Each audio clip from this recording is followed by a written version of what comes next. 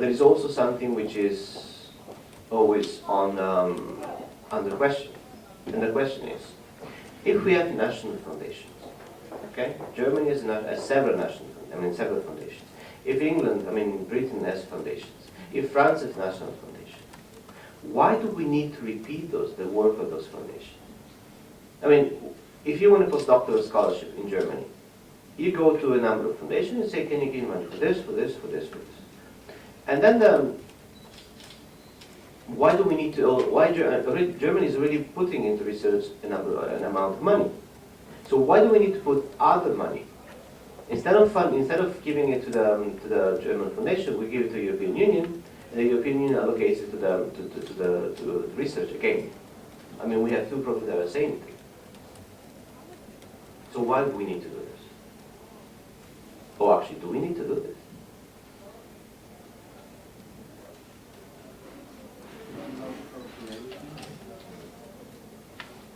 Because of competition. Because there is different level of competition.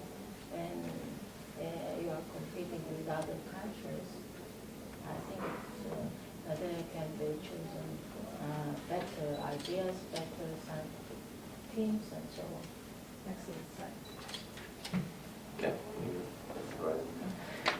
Okay. So what happens is, this is something that is a very, very sensitive question within the DG research, because actually it attacks its raison d'être.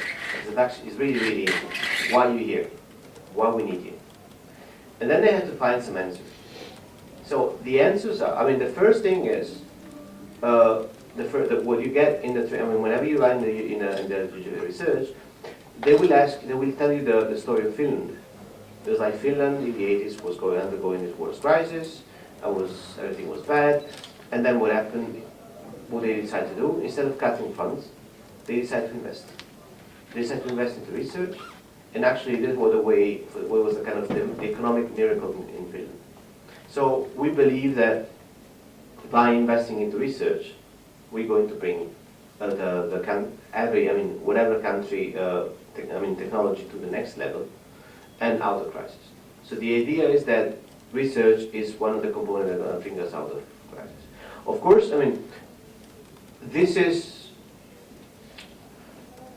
necessarily, I believe in this, but I also believe that sometimes this is, I also think that from an administration point of view, you need to emphasize this, because if you are in research, you need to explain why you're so important. So I think that sometimes this is stretched. This is stretched too much. But yes, that's one thing. Then the other reason that was, yes, mobility and competition. So mobility was, okay, we are not just doing research, we are not just funding research, but we are funding research for United Europe. We are funding research, we are funding programs that allow teams of researchers from all over Europe to come together and to build what used to be, and now I don't see it anymore, but it used to be the European Research Area. So to see Europe as one. We also fund research that allows us to make students, we have the Erasmus generation, students move from one place to the other, learn another language, and so there will be a way also to feel at home in whatever country you are. The final thing was about ideas. Ideas is the European Research Council that found found an individual research project in one university. So it's not about cooperation. It's not about building a network. It's not about. But then the winning point was competition. So we're going to do this competition at the European level. So we're going to fund the best research ever at the European level. So if you want to contribute to the European dream or the European project, then this is the way to do it: is to fund this kind of research. So this is the starting point of research, keeping in mind that, of course, there is always, everything is on the move, and you have some tendencies to say, yeah, what to fund research. And the other thing is, because the research is supposed to be the way out of crisis, what has been happening in European framework programs is that they've been more and more applied. They've been fostering more and more, they've been kind of promoting and looking more and more for science that could be applied, that could be useful somewhere. not just doing your research exercise, not just doing your publication, but what your publication can do for the society. How can we interact with the society? How can we bring more people to science? How we can educate people? So a very important component of now of almost all research funding is that you're gonna promise to deliver some public dissemination activities. So there is funding for kind of the science day, science festivals. There was the researchers' night, so you can have all night doing research. I mean, not doing research, but presenting your research, and present movies and have some presentation. And there will be not so much, I mean, as much funding as for research itself, but they were spending a lot on dissemination. They were spending a lot on kind of awareness of research, which is also a field where you might want to, explore getting into, because apart from the fact that, I mean, it's always like, okay, there is money, and by money they're trying to kind of change people's behavior and also scientists' behavior.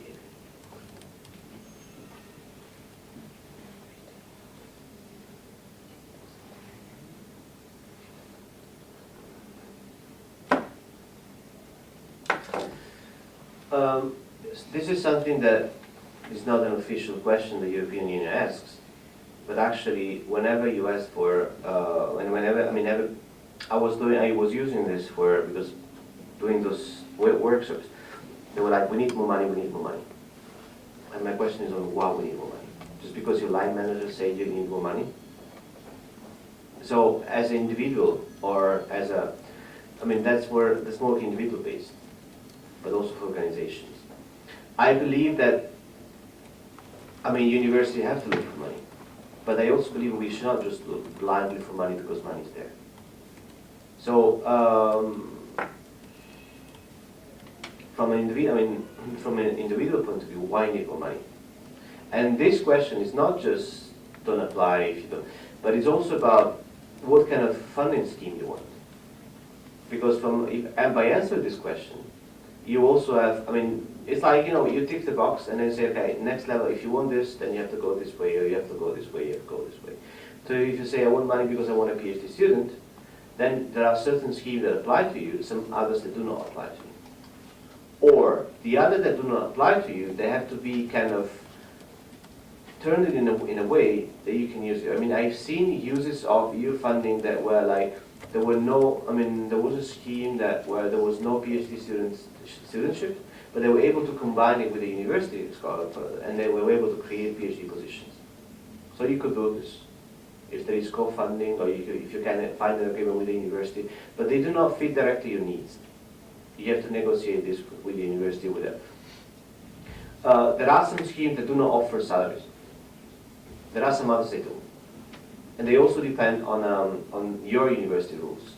Like for instance, in Belgium, you cannot increase your salary more than 25%. In Estonia, you can increase your salary 200%, 300%, no one cares. There is no limit. The limit is set by the European Commission, saying that, for some projects you cannot ask for more than this much and this much. Set up a network. That could be a way to, you don't care about salary, you don't care about PhD students, but you care about working with other people because you think it's important to work with those people.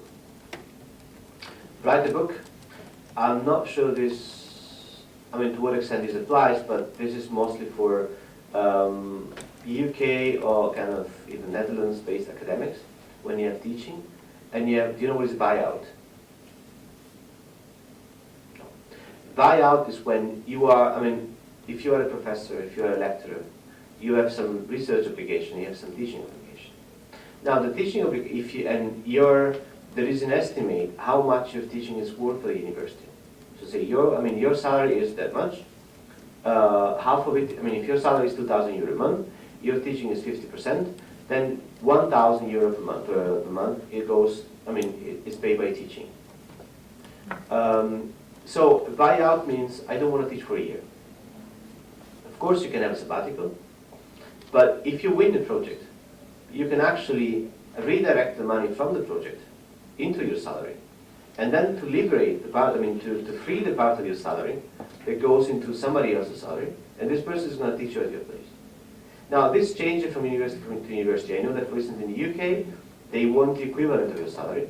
Whereas in Ireland, they would say, okay, if we have to take somebody, at least at TCU, we just pay a PhD student. And we pay them the hour rate. We don't pay the salary itself. So we don't hire anyone, we just give some teaching assignments, which is much cheaper. So write a book to me means like I don't have any teaching obligations because I want some money, or I need to do some research and I don't have time because I'm teaching too much. And then you just bring the money to the university. You don't ask anything for your salary. I mean, you don't add anything to your salary, but you have the money to hire somebody else. Now, I don't know to what extent this applies to Georgia. I mean, if you have this kind of institutionalized, because most European countries don't have this. But keep this in mind because this exists. Travel more. Not travel like to Bahamas for a beach, but it's like there are some conferences I need to attend, and I never found the money. So having this project for 4 years also allows me to fund some conferences, to pay for my colleagues to go to the conference, have fun together, and so on and so forth. From a more institutional point of view, kind of to internationalize the organization, the university. It could be to have more visibility at the national level, because of course you have some universities that are more visible, some universities that are less visible, and then you want to become part of the kind of the elite of the country. So there are many different ideas, and there are many different starting points, and those different starting points will going to influence your choice with regards to what kind of scheme you have. So this is not just a trivial question about why we need money, but it's also, I was teaching a course in Lithuania a couple of weeks ago, and it was a course on academic development, and I was asking why you do what you do, and why you do research, and why you look for funding, and actually some people could not answer the question. So I think it's also worth to stop and reflect why we need money, why we need to do what we do, what we do, and what is the use of what we're doing. Which is something that sometimes you are too busy to do with your life, with your kind of routine, to reflect what is the use of what I'm doing. And I also think that with the public dissemination component in EU projects, it's a good excuse to stop and reflect, am I doing anything for society?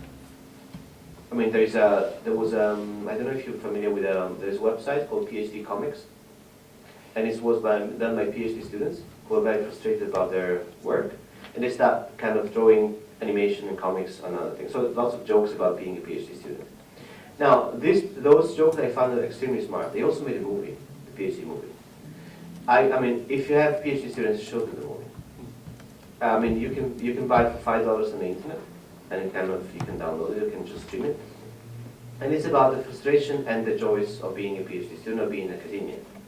Of course, it's US based, but it's free. And one other thing was, one of the questions they were asking, do you know the theory of chaos by the monkey and the typewriters? In chaos theory, you say, you would say that an infinite number of monkeys typing on a typewriter for an infinite amount of time, they could actually write the whole Shakespeare works. Because it's just random. And if you have, it could happen. And then the question that we're asking, what is the likelihood that my research is more important than a monkey typing in the jungle when nobody can see it? So I think this is a very legitimate question. Because sometimes we just concentrate, we love what we do so much that we don't understand what is the use for society. So, and actually those grants prompt you to think about this. Because they say, okay, what are you going to do for